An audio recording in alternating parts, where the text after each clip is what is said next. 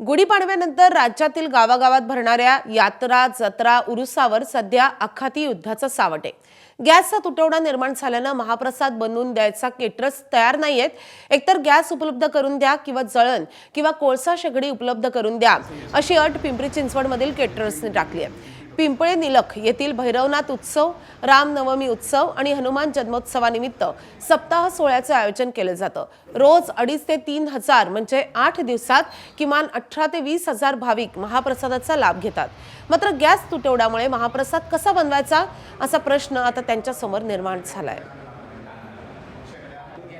याचा एवढा मोठा तुटवडा झालेला आहे की त्याच्यामुळे ग्रामस्थांना 2-2.5 हजार लोकांचा स्वयंपाक करायचा कसा काय, की आचार्याचंही म्हणणं आलं की तुम्ही पहिले गॅसची व्यवस्था करा तरच आम्ही जळण आणि कोळशाचं पण सांगत असतील पर्यायी. जर आचार्याने आम्हाला सांगितलं की तुम्ही लाकडावरची ते कोळशाची शेगडी तयार करा, पण यासाठी आज एवढा मोठा प्रमाणात खर्च आहे की त्यासाठी स्वतःच आम्हाला ग्रामस्थांना मग त्यासाठी ते कोळशाच्या चुली आणि हे बनवायला लागेल.